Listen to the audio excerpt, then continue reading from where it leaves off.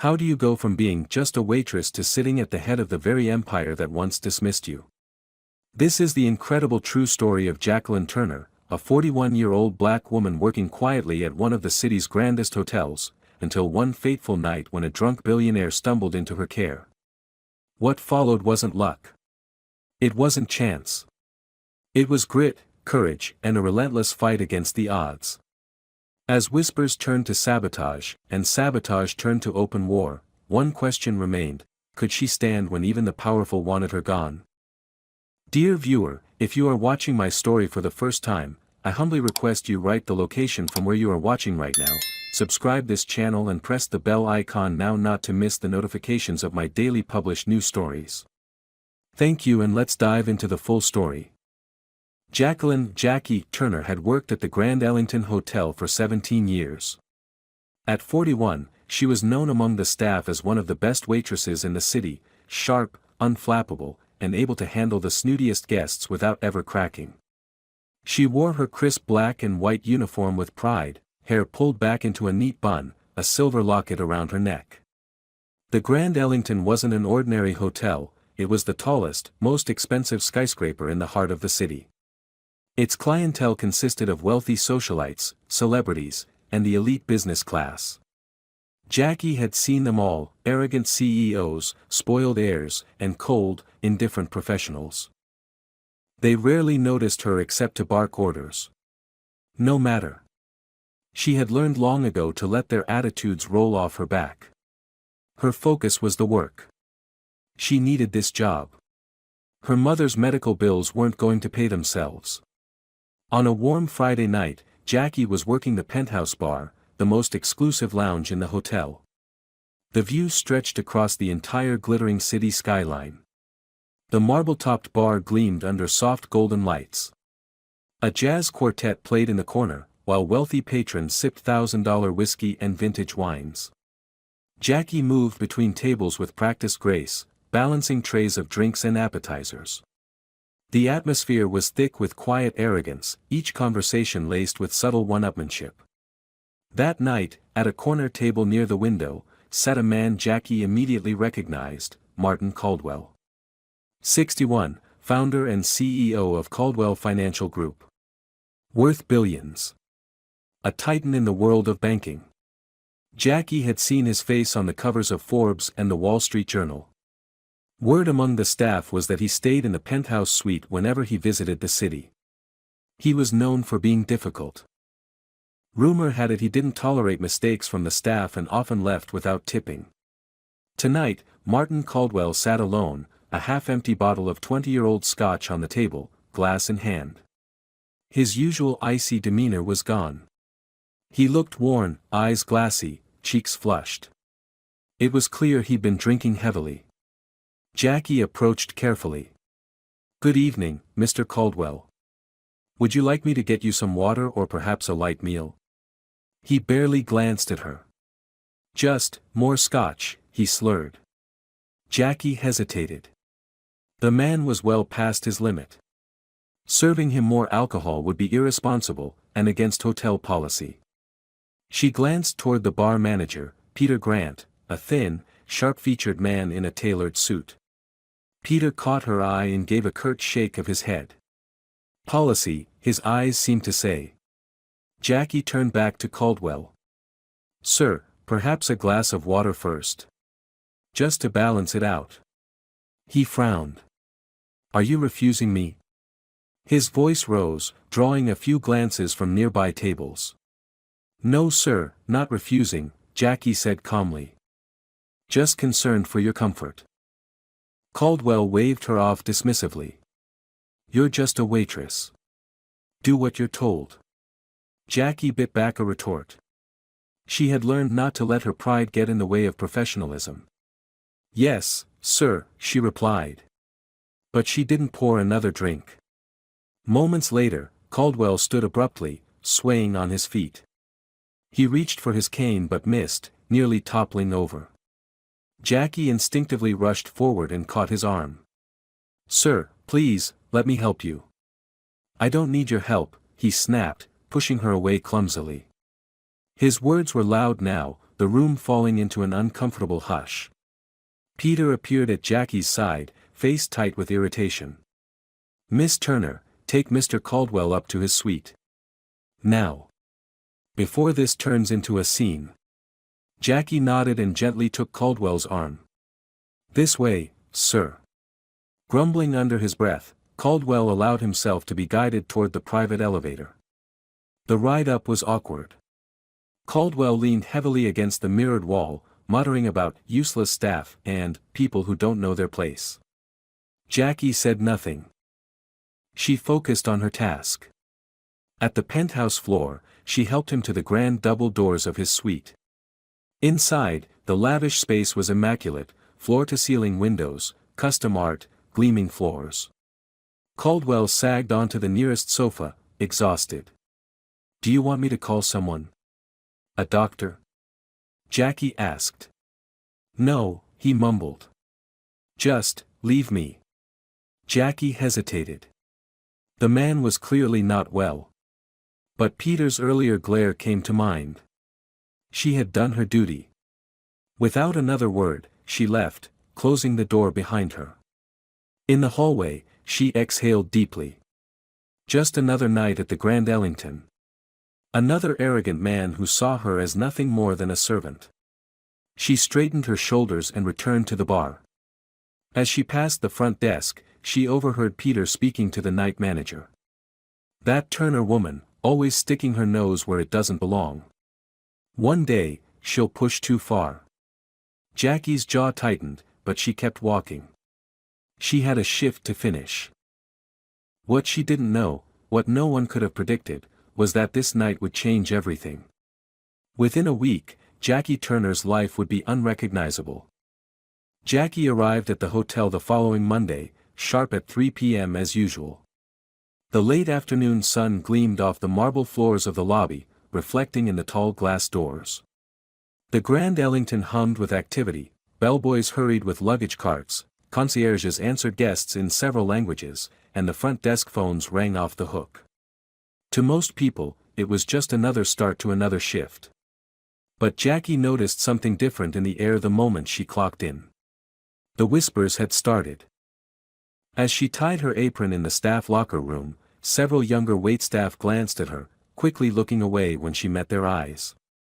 She overheard snippets of hushed conversation. "She was the one, with Caldwell," someone muttered. "They say he blacked out," said another. Jackie ignored it at first. Rumors always swirled in places like this. She had more important things to do: prep for the evening service, double-check her tables, and make sure the wine carts were stocked. But by the time she reached the penthouse bar to set up, the atmosphere had thickened. Peter Grant was already there, clipboard in hand, barking orders to the bartenders. When he spotted Jackie, his mouth tightened. "You," he snapped. "In my office. Now." Jackie followed him down the staff hallway to his cramped office. Peter closed the door behind them. "Listen," he began, voice sharp, "you need to be very careful. Mr. Caldwell is a powerful man. You don't want the wrong kind of attention." Jackie met his gaze steadily. "I only did what was right." He could barely stand. Peter scoffed. "That's not your call to make. If he files a complaint, corporate will have your head. Just keep your head down." Jackie fought to keep her expression neutral. "Understood," she said coolly, and turned to leave. But the words lingered in her mind. Was Caldwell the type to hold a grudge? Later that evening, the penthouse bar buzzed with a different energy. Word had spread. Guests whispered about Caldwell's dramatic scene. Some even congratulated Jackie quietly, admiring her professionalism, though none dared do so openly. Among the staff, however, the tone was different. The junior servers kept their distance, unsure whether to admire her or avoid her.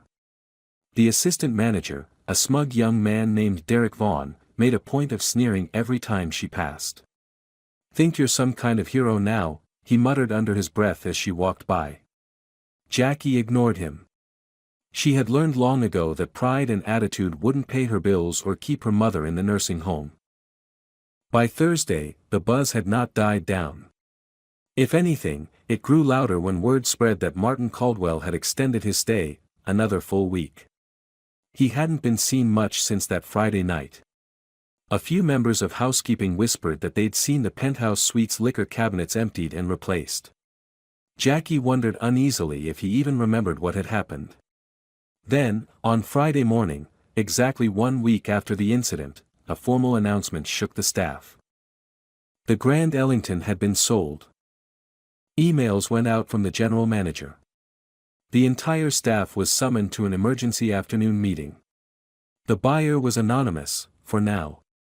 Speculation ran wild. Some said a foreign investor. Others thought perhaps a tech billionaire looking to diversify. Jackie listened quietly as the break room buzzed with gossip. Then came a second surprise: the new owner would be revealed in person at a staff meeting that very evening. No one had any idea who it could be.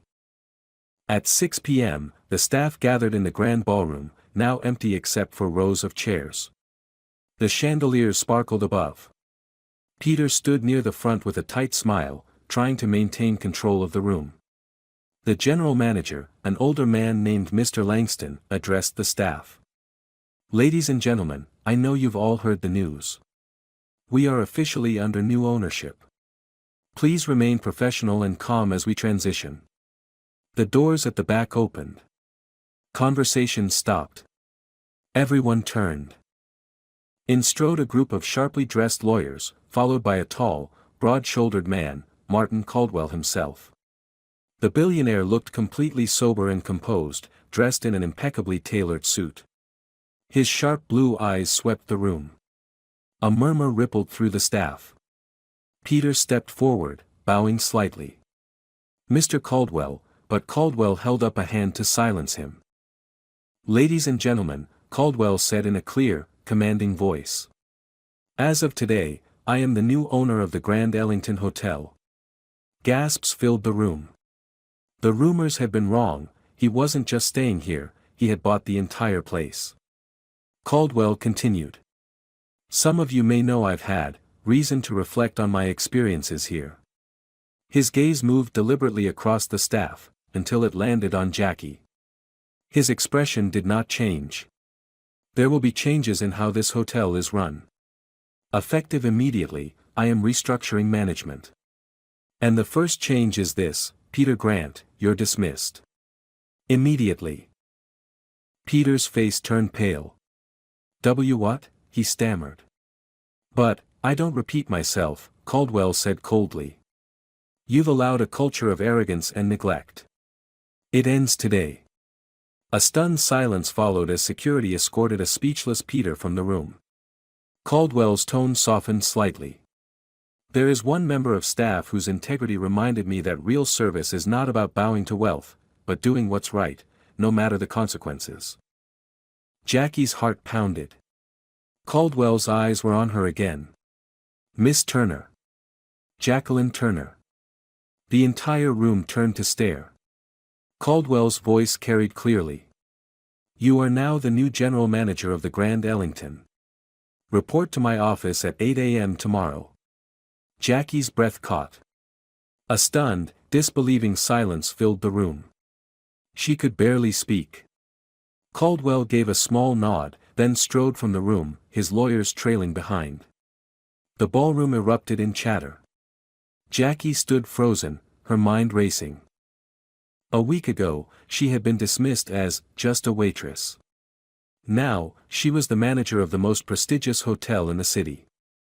The next morning, Jackie woke early, barely having slept. The events of the night before played over and over in her mind. Had it really happened? Was she now the general manager of the Grand Ellington? She checked her phone again, no messages taking it back.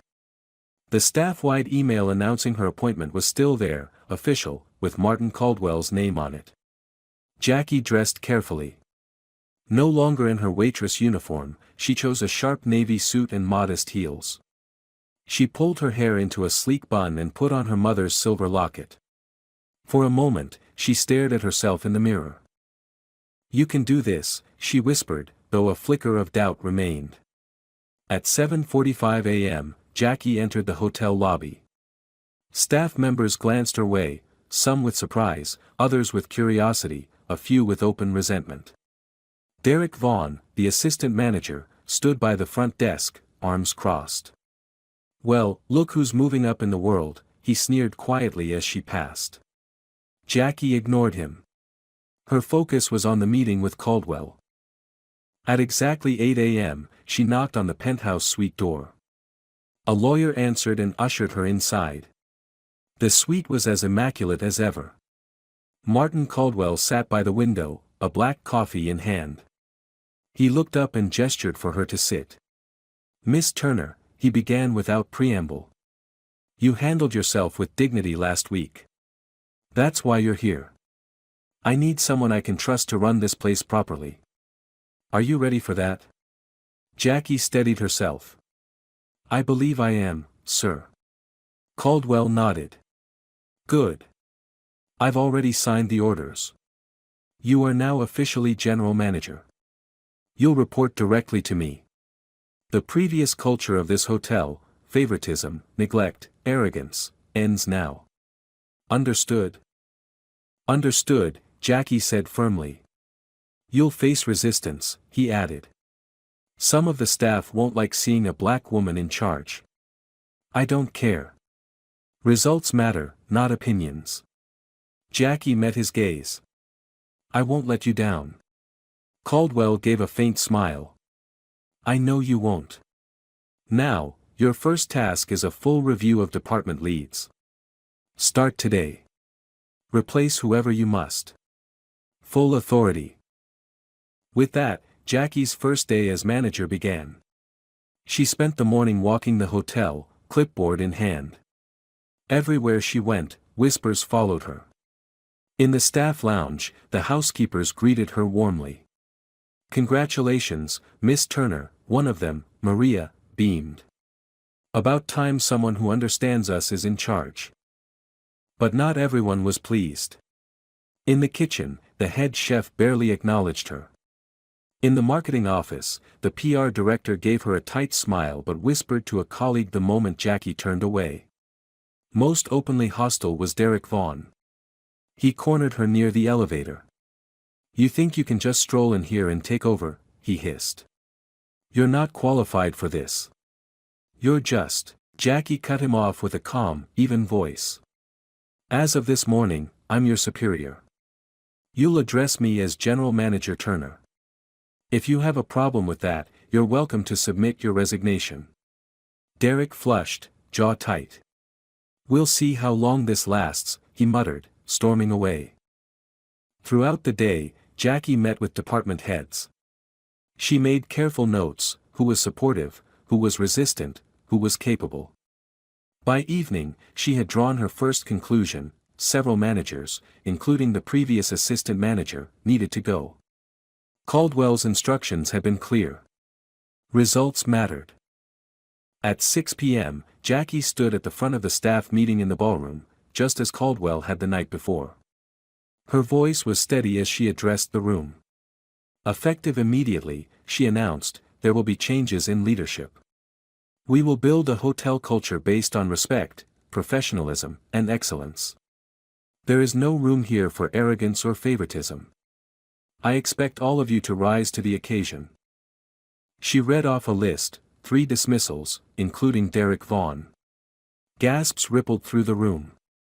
Some of the old guard looked furious. Others, especially long-overlooked staff members, looked hopeful.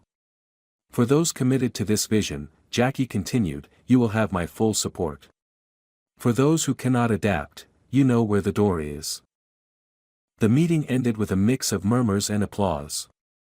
As the staff filed out, Maria from housekeeping approached. We believe in you, Miss Turner, she said warmly. Finally, someone who sees us. Jackie felt a flicker of emotion. She straightened her shoulders. This was only the beginning. Her first day as manager had ended, but the real work was just beginning. The first full week in her new role was a test of endurance. Jackie arrived at the hotel each morning before sunrise and often didn't leave until long after midnight. Her new office, formerly Peter Grant's, sat on the 15th floor, with a sweeping view of the city skyline. The space still smelled faintly of Peter's cologne. She'd had the place scrubbed clean, replaced the old dark furniture with lighter, more welcoming decor. On the surface, everything seemed to be running smoothly. The housekeeping staff performed better than ever, motivated by Jackie's clear respect and fairness. Several young servers and junior staff approached her privately, thanking her for taking the position. "We've needed a change for years," one of the front desk clerks told her. But below that surface, tension brewed. The Bold Guard, a clique of longtime department heads loyal to the previous regime, was not pleased.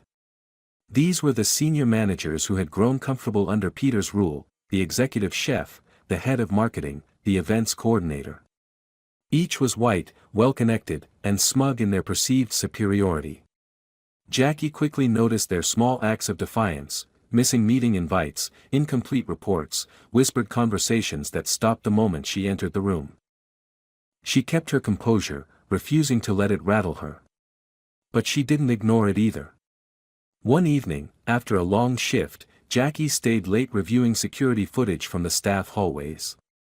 Sure enough, she caught the head of marketing, Clarence Bishop, laughing with the executive chef, Victor Lang. "She won't last," Clarence said on the tape.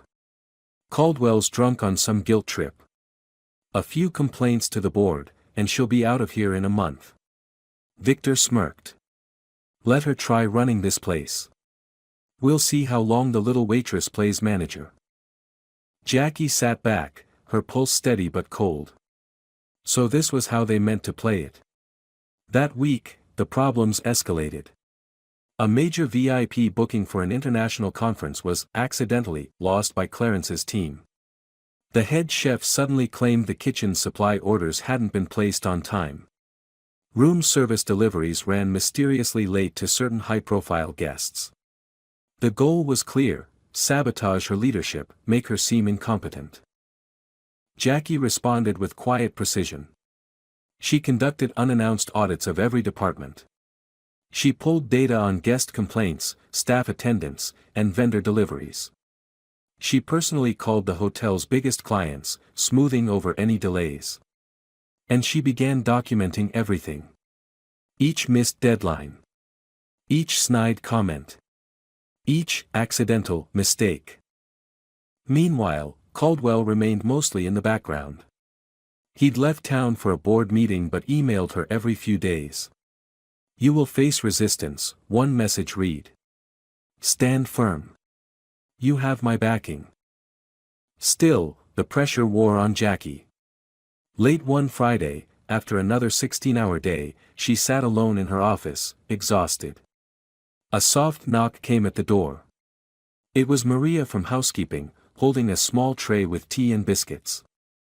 "You need to take care of yourself, Miss Turner," Maria said gently. "Some of them don't want you here. But many of us do. We're with you." Jackie blinked back unexpected emotion. "Thank you, Maria. That means more than you know." Encouraged, she redoubled her efforts. The next Monday, she called a full leadership meeting. The senior managers sat stiffly around the conference table, forced to listen as Jackie laid out new expectations, clear KPIs, mandatory team reports, and accountability for every department.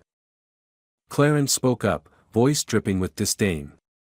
"With all due respect, Miss Turner, you may not understand how these things work at this level."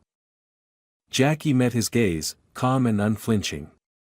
"With all due respect, Mr. Bishop, I understand exactly how things haven't been working, and that's why I'm here. You will meet these expectations, or you will be replaced. Your choice." The room fell into tense silence. Clarence's smug expression wavered. Word spread fast through the hotel. The staff began to sense that this wasn't just a token promotion. Jackie was here to stay, and she meant business. The younger, hungrier staff members felt emboldened. Some of the old guard grew more cautious. But others, like Clarence and Victor, weren't finished yet. Jackie knew the battle wasn't over. They were planning something bigger. And she intended to be ready for it.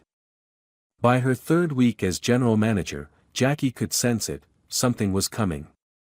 The small acts of defiance, the missed orders and careless errors, had stopped, not because Clarence, Victor, or their allies had accepted her leadership, but because they were regrouping. She could feel the tension in the air. Long conversations in the break room would fall silent when she entered. Laughter would turn into whispers behind half-closed doors. Jackie kept her calm and continued her rounds, inspecting each department daily, noting who was meeting expectations and who wasn't. But the politeness she faced from certain staff was thin and forced.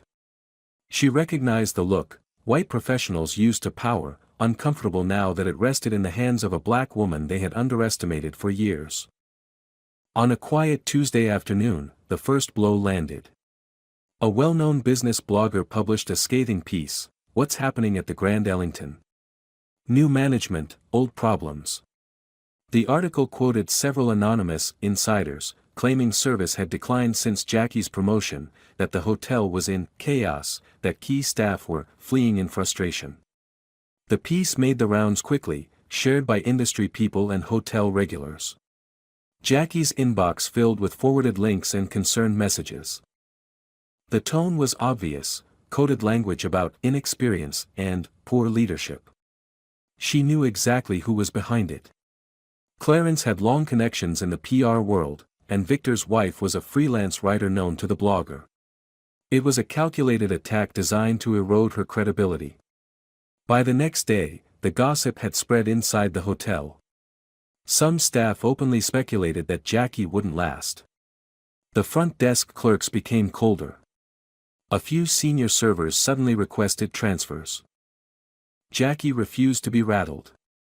She called an emergency meeting with her legal team and Caldwell's attorneys, forwarding the article and every bit of internal chatter she'd documented so far. When Caldwell replied later that night, his message was brief but firm: "Stay the course. We handle this legally. You focus on the hotel." But Jackie knew words weren't enough. If she let the narrative take hold, it wouldn't matter how capable she was, people would believe what they read. She needed to fight back on her own terms. The next morning, Jackie arrived early. She summoned the heads of every department to an unscheduled 8 a.m. meeting. The mood was tense, Clarence and Victor looked smug, the younger managers confused. Jackie stood at the front of the conference room, a thick folder in hand. "Gentlemen and ladies," she began, her voice cool and measured. "Some of you seem to think anonymous gossip can replace performance.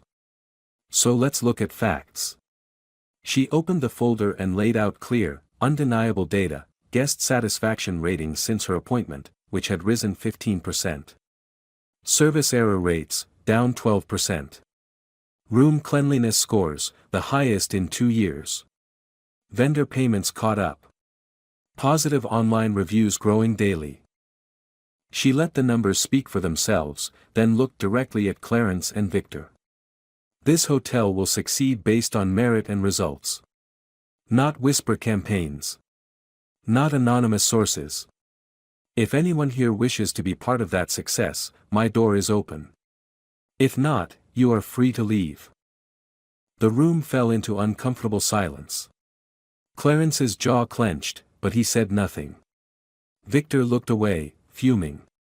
The younger managers glanced at each other, a few nodding subtly in support of Jackie. After the meeting, Jackie met privately with the legal team. "We can't prove who leaked the article," the lead lawyer said, "but we can monitor all internal communications from here on out. Anyone feeding this to the press will face legal action." By the end of the week, the tone inside the hotel began to shift. A few of the old guard stayed quiet, watching Jackie warily. Others, sensing her strength, started to fall in line. More importantly, Caldwell's legal team made quiet moves in the background, speaking with the blogger, pressuring sponsors, correcting the false narrative. On Friday night, a respected travel site published a glowing review of the Grand Ellington under Jackie's leadership, countering the smear campaign. Guest bookings surged. In the staff lounge that evening, Maria from housekeeping beamed at Jackie. "You didn't let them push you out," she whispered. "They're scared now." Jackie smiled faintly. She knew better than to think the war was won. Clarence and Victor still had allies. But the first battle belonged to her. She would not be intimidated. She would not back down. The Grand Ellington gleamed under the summer sun, its marble columns and glass facade a symbol of prestige. But inside, tension simmered. Though Jackie had beaten back the smear campaign, she knew her enemies were not finished. Clarence, Victor, and a few others from the old guard had simply grown quieter, more calculating. They were waiting, watching, looking for their next opening. Jackie didn't give them one. Every morning she arrived early, circulating through each department before guests stirred. She made notes on performance, quietly praised rising staff, and corrected issues before they grew. Morale among younger employees improved. Housekeeping, concierge, and room service flourished under her leadership. Still, she remained cautious. Caldwell had not returned yet but stayed in constant contact, offering encouragement and advice. His last message had warned her bluntly, "Expect further moves. They will test you again." It wasn't long before that test arrived. On a gray Thursday morning, Jackie's assistant knocked on her office door, looking nervous. "Miss Turner," she said, "there's an auditor here from the city. Unannounced. Says he's here to inspect hotel licensing and compliance. He insists on seeing you personally." Jackie frowned. An audit was standard in the industry, but an unscheduled visit, with no prior notice, was highly unusual. She stood, smoothing her suit jacket. "Where is he?" "In conference room B." Jackie entered the room to find a tall man in a city inspector's badge, accompanied by two others with clipboards. "Good morning," she greeted them calmly. "I'm Jacqueline Turner, General Manager. To what do we owe this visit?" The lead inspector barely glanced at her. "Routine compliance audit, ma'am," he said curtly. "You're new here, so we're following up on several flagged reports." Jackie's eyes narrowed slightly. Flagged reports? No such issues had come across her desk. "May I ask who submitted these reports?" The inspector ignored the question and motioned to his team.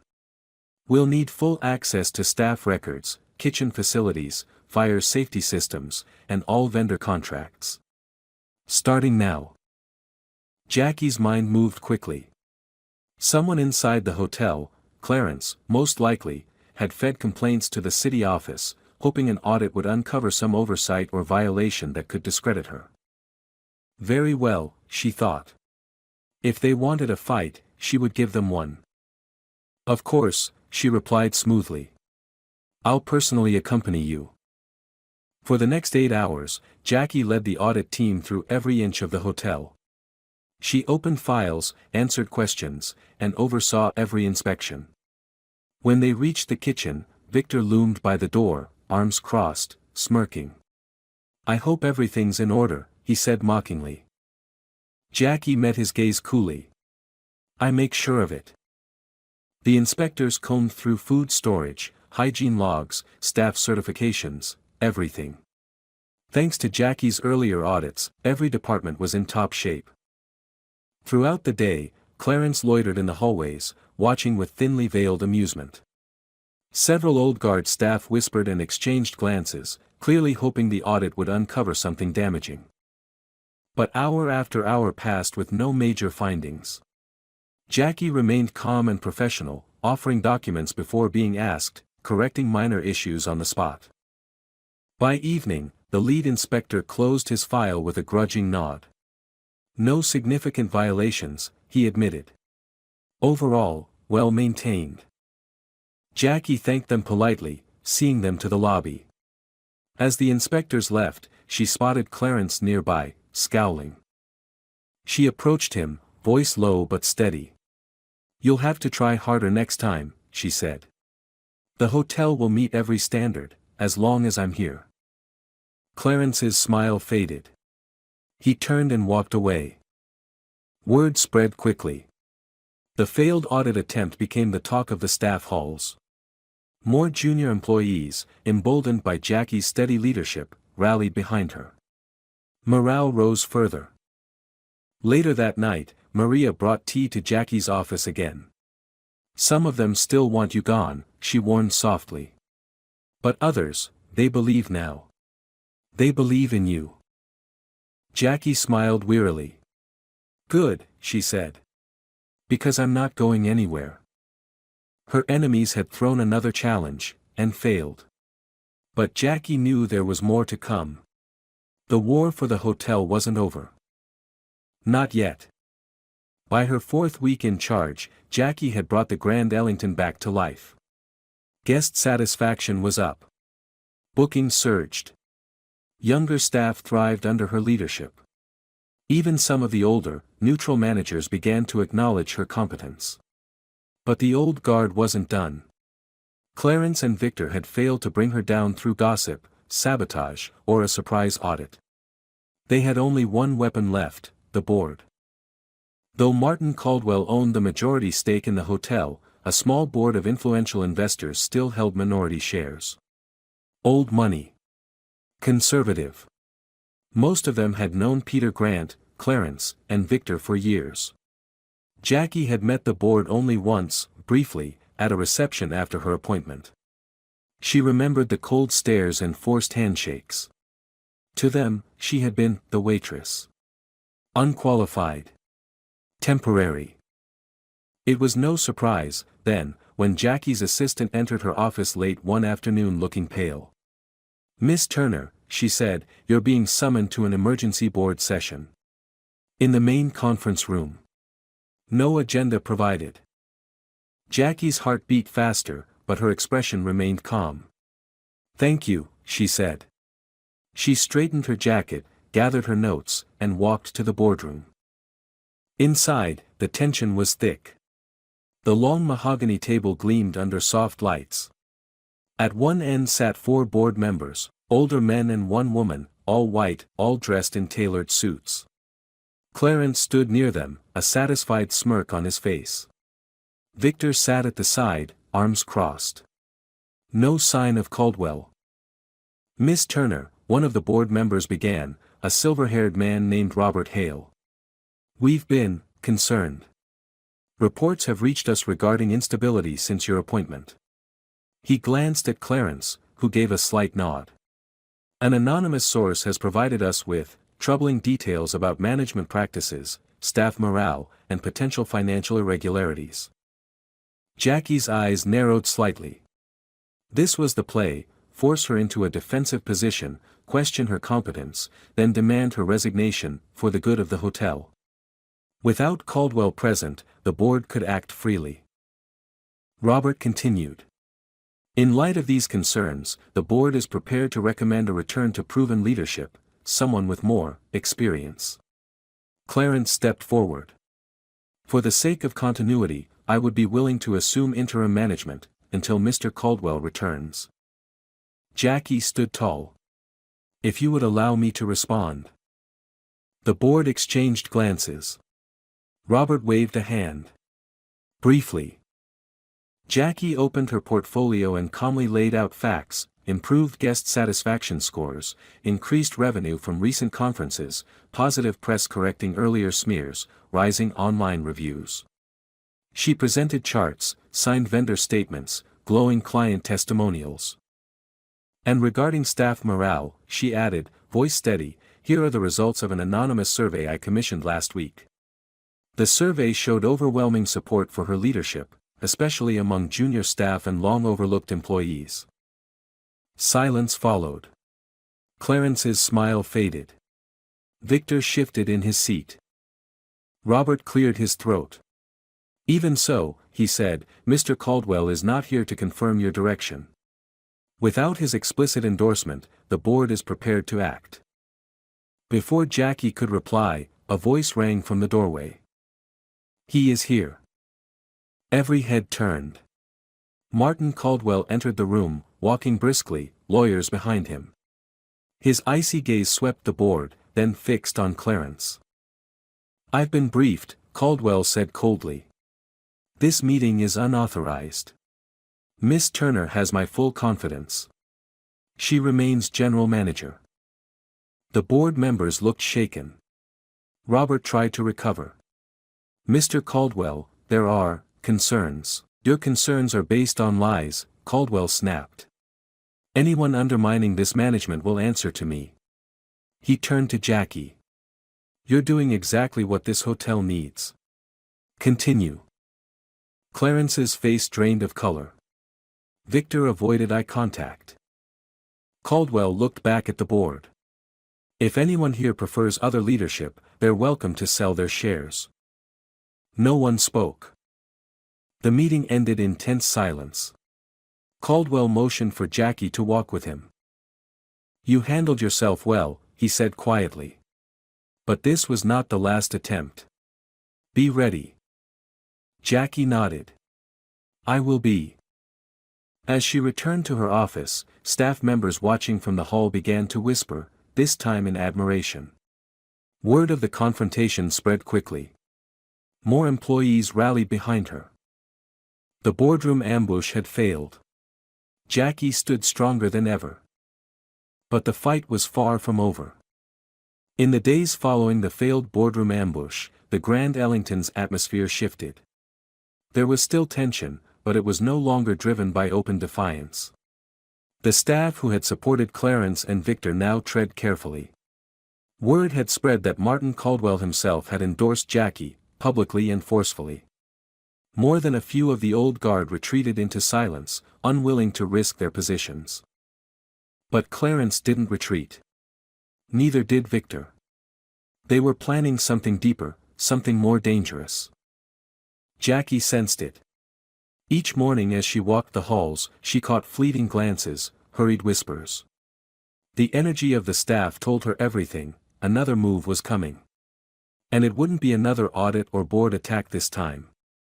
It would be personal.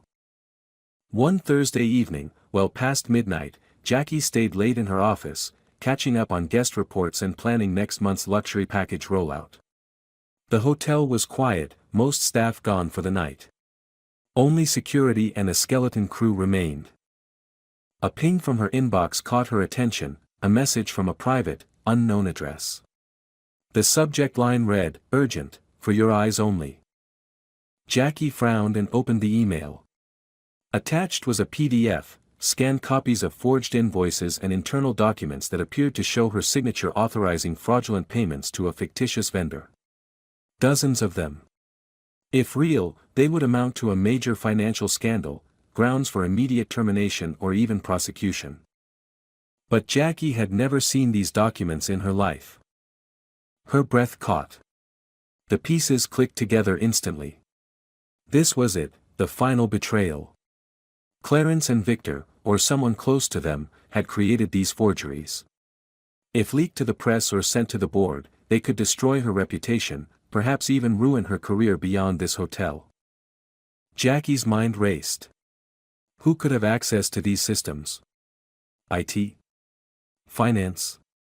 One or two clerks had been loyal to Clarence from the start. Someone had gone through old payment files, crafted false paperwork using her digital signature. They were preparing to leak it. She couldn't afford to wait. At once, Jackie called Caldwell. He answered on the second ring, voice sharp with alertness. "What is it?" "They've fabricated financial records," Jackie said quickly. "Forged documents with my signature. If this hits the board or media, it could bury us." There was a brief pause. "Send me everything. I'll have my legal team on it in 20 minutes. In the meantime, lock down every system you can." Jackie hung up and sprang into action. She called the IT director, one of the few she trusted, and explained the situation. Together, they began an emergency system lock, cutting off remote access to key financial files and archives. She ordered the internal network monitored for unusual activity. At 3 a.m., Caldwell's head of legal arrived in person, laptop in hand, flanked by 2 private investigators. The team quickly confirmed what Jackie suspected: the forged documents had been uploaded from an admin account used by Clarence's assistant, one of the same staff members who had been whispering behind closed doors for weeks. By dawn, the truth was clear. The entire plot had been orchestrated by Clarence and Victor, with the assistant's help. They'd intended to trigger a scandal large enough to force Jackie out, leaving them free to reclaim control. But they hadn't counted on her vigilance. That afternoon, Jackie called an emergency leadership meeting. Clarence and Victor entered the conference room, unaware their plot had already been exposed. Jackie stood calmly at the head of the table. Caldwell's lawyer and 2 investigators sat beside her. "I believe you know why we're here," Jackie began. "Fraudulent documents. Forged authorizations. Evidence of an attempt to sabotage this hotel and its management." Clarence blanched. Victor's face drained of color. Jackie nodded to the lawyer. The evidence was presented: screenshots, email trails, log entries. The truth was undeniable. "You are both terminated," Jackie said coldly. "Effective immediately. Security will escort you out." Clarence opened his mouth, but no words came. Victor simply stood, shaking. Neither looked at the staff as they were led away. The room fell into stunned silence. Jackie looked around at the remaining managers. "Let this be clear," she said, voice steady. "This hotel will be run with integrity. Anyone who cannot support that vision may leave." No one spoke. One by one, the managers nodded. That evening, as the news spread, a wave of relief passed through the Grand Ellington. For the first time since Jackie's appointment, the hotel truly belonged to her leadership. Maria from housekeeping found her later that night. "It's over," she said quietly. "They can't touch you now." Jackie allowed herself a tired smile. "Not over," she replied softly. "But the worst part is behind us." She had faced everything they could throw at her: smears, sabotage, political attacks, and stood unbroken. And something even bigger was still to come. The following weeks at the Grand Ellington brought a quiet transformation. With Clarence and Victor gone, the cloud of resistance finally lifted. The staff moved with new energy. Smiles returned to faces that had once been wary.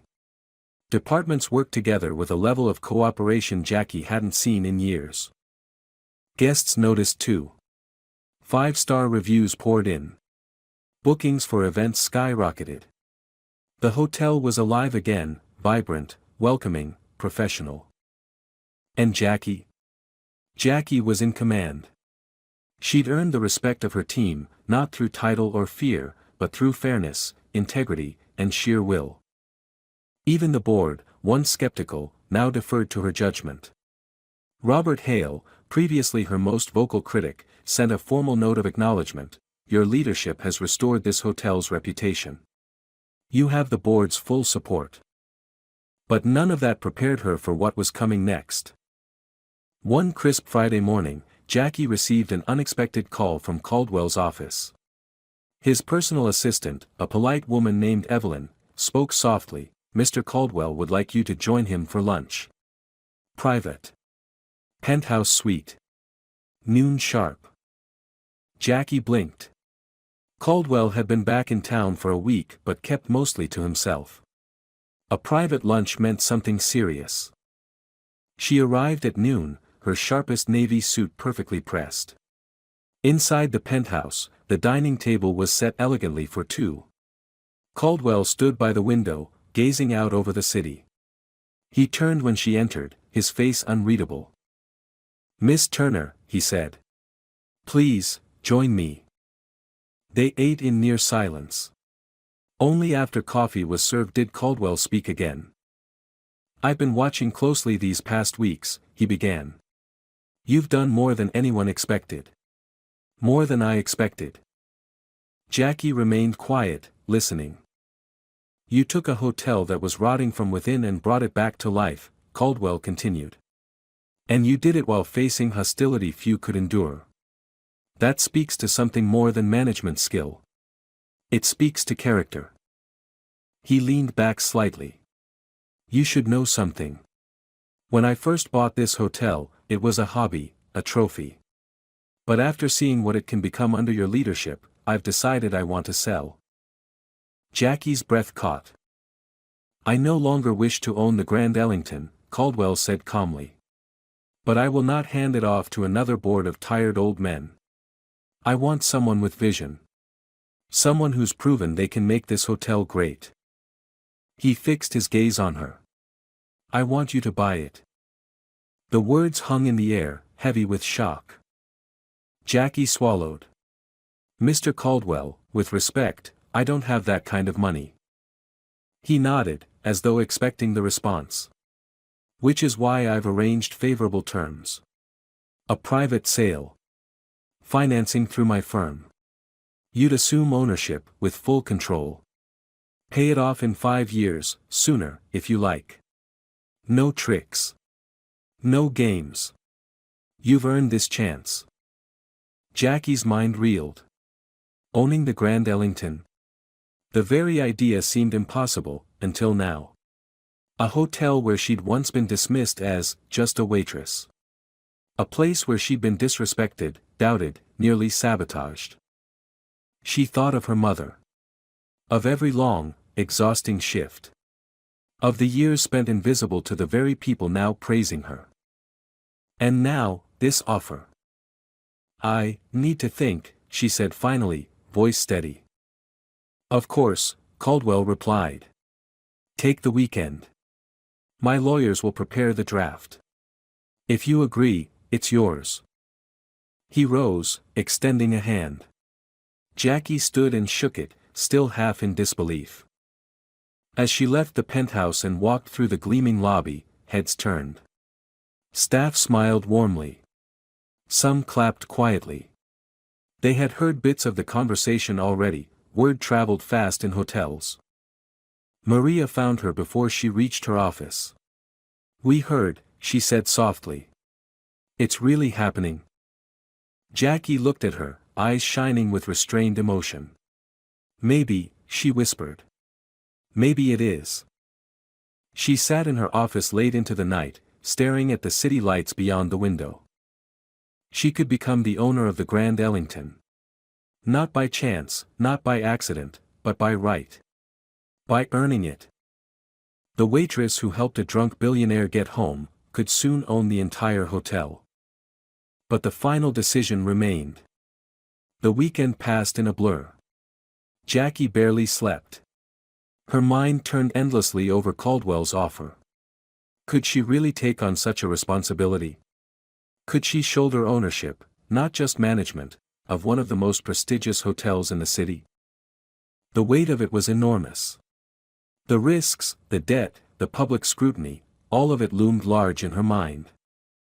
But so did something else, every insult she'd swallowed over the years, every time she'd been dismissed as, just a waitress, every night she'd worked herself to exhaustion so her mother could have the care she needed.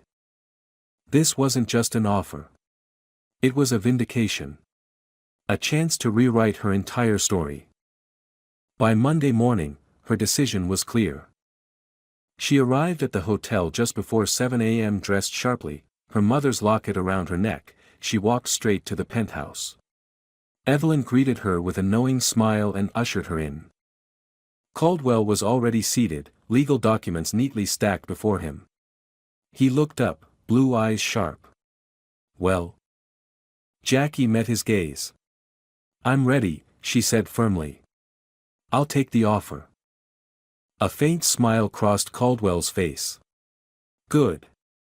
Then let's make it official. The next hour passed in a flurry of signatures, initialed pages, and formalities. Caldwell's lawyers explained every clause, every protection.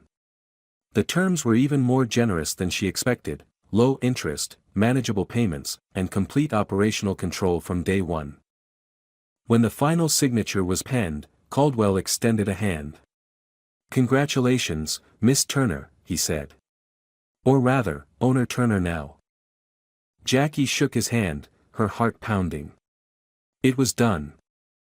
The Grand Ellington was hers. But the news didn't stay private for long. That afternoon, an official press release went out: Grand Ellington Hotel acquired by former general manager Jacqueline Turner. The media pounced.